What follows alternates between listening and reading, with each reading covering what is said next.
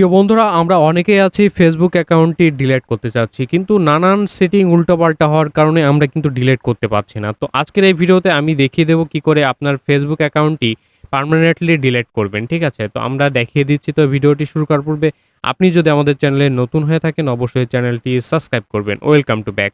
তো সর্বপ্রথম আপনাকে চলে যেতে হবে ফেসবুকে। তো আমরা এখান থেকে ফেসবুকে চলে যাচ্ছি। ঠিক আছে? তো ফেসবুকে যাওয়ার পরে আপনাদের যেটা করতে হবে এইখান থেকে সিম্পলি দেখতে পাচ্ছেন 3 ডট মেনু, সিম্পলি এই 3 ডট মেনুর উপরে ক্লিক করে দেবেন। তো আমি ক্লিক করে দিচ্ছি। দেওয়ার পর এরকম একটি ইন্টারফেস দেখতে পাবেন। এরপরে একটু স্ক্রল করে নিচে চলে আসবেন। আসার পর এইখান থেকে আপনি দেখতে পাবেন সেটিং অ্যান্ড প্রাইভেসি বলে একটা অপশন রয়েছে। তো সিম্পলি সেটিং অ্যান্ড প্রাইভেসির উপরে ক্লিক করবেন, করার পর এরকম একটি ইন্টারফেস দেখতে পাবেন। এরপরে দেখতে পাচ্ছেন এখানে সেটিং বলে একটা অপশন রয়েছে। তো সিম্পলি সেটিং এর উপরে ক্লিক করবেন। তো আমরা এখান থেকে সেটিং এর উপরে ক্লিক করে দিচ্ছি। সেটিং এর উপরে ক্লিক করে দেওয়ার পর এরকম একটি ইন্টারফেস দেখতে পাবেন। তো আমরা অনেকেই মনে করি যে অ্যাকাউন্ট সেন্টার, এই যে অ্যাকাউন্ট সেন্টারের ভিতরে কিন্তু আমরা ডিলিট করতে পারি। কিন্তু এট লিস্ট না। ঠিক আছে? তো আমরা অ্যাকাউন্ট সেন্টারের উপরে ক্লিক করে দেব। ক্লিক করে দেওয়ার পর এরকম একটা ইন্টারফেস দেখতে পাবো। এরপর দেখতে পাচ্ছেন এইখানে প্রোফাইল অ্যান্ড পার্সোনাল ডিটেইলস, ঠিক আছে? তো প্রোফাইল অ্যান্ড পার্সোনাল ডিটেইলসে আমরা অনেকেই ভাবি যে এখান থেকেও ডিলিট করা যায়। কিন্তু এট লিস্ট এটা করা যায় না। ঠিক আছে? মানে এই সেটিংগুলো একটু চেঞ্জ হইছে। তো এখান থেকে কি করব, আমরা ব্যাকে চলে আসবো। ব্যাকে চলে আসার পরে এইখান থেকে দেখতে পাচ্ছি আমরা ম্যানেজ অ্যাকাউন্ট, ঠিক আছে? তো সিম্পলি নিচে দেখতে পাবেন ম্যানেজ অ্যাকাউন্ট, এই যে।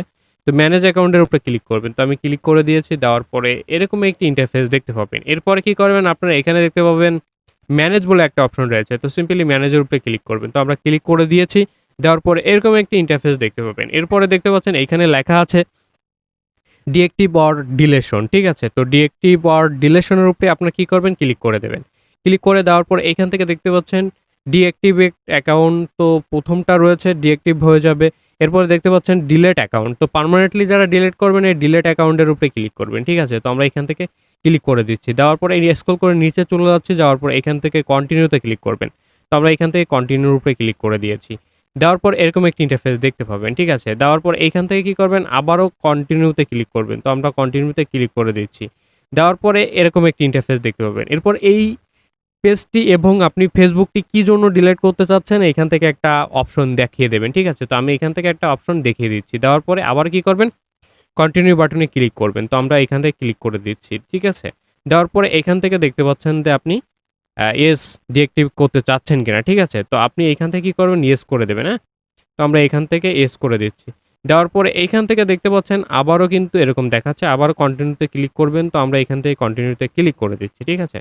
তো কন্টিনিউতে ক্লিক করছে। আমার এতগুলো আসতেছে কেন? আমার মূলত হচ্ছে আপনার আ আপনার ছিল, মানে পেজ ছিল তো আইডিতে, এজন্য এতগুলা দেখাচ্ছে। এরপরে আপনারা কি করবেন, আপনার সুন্দর পাসওয়ার্ডটি কিন্তু দিয়ে দেবেন। তো আমরা এখান থেকে দিয়ে দিচ্ছি। তো পাসওয়ার্ডটি দেওয়া হয়ে গেলে আপনার সিম্পলি কি করবেন, আবারও কন্টিনিউ বাটনে ক্লিক করে দেবেন। ঠিক আছে? তো আমি এখান থেকে সিম্পলি কন্টিনিউ বাটনে আবারও ক্লিক করে দিচ্ছি। ক্লিক করে দেওয়ার পরে আমার কিন্তু এরকম একটি ইন্টারফেস চলে আসবে। দেখতে পাচ্ছেন অলরেডি আমার কিন্তু এরকম একটি ইন্টারফেস চলে আসবে। এরপর কি করবেন, আপনার আবারও এখান থেকে একটা সিলেক্ট করে দেবেন। ঠিক আছে? তো আমরা এখান থেকে আবারও একটা সিলেক্ট করে দিচ্ছি। দেওয়ার পরে আবারও কন্টিনিউ বাটনে ক্লিক করবেন। হ্যাঁ? তো আমরা এখান থেকে কন্টিনিউ বাটনে ক্লিক করে দিচ্ছি। তো কন্টিনিউ বাটনে ক্লিক করলে এরকম একটি ইন্টারফেস দেখতে পাবেন। এরপরে দেখতে পাচ্ছেন এখানে কন্টিনিউ ক্লিক করার সাথে, সাথে কিন্তু আপনার অ্যাকাউন্টটি চলে যাবে। ঠিক আছে? পার্মানেন্টলি ডিলিট চলে যাবে। এরপরে কি করতে হবে আপনার, যে আপনার ৩০ দিন এই অ্যাকাউন্টে কিন্তু আপনার লগইন করবেন না। করলে কিন্তু আপনার অ্যাকাউন্টটি আবারও পুনরায় ব্যাক চলে আসবে। ৩০ দিন পর আপনার অ্যাকাউন্টটি পার্মানেন্টলি ডিলিট হয়ে যাবে। তো এই ছিল দেখানোর ভিডিওটি। ভালো লাগলে আপনার বন্ধুদের সাথে শেয়ার করতে ভুলবেন না।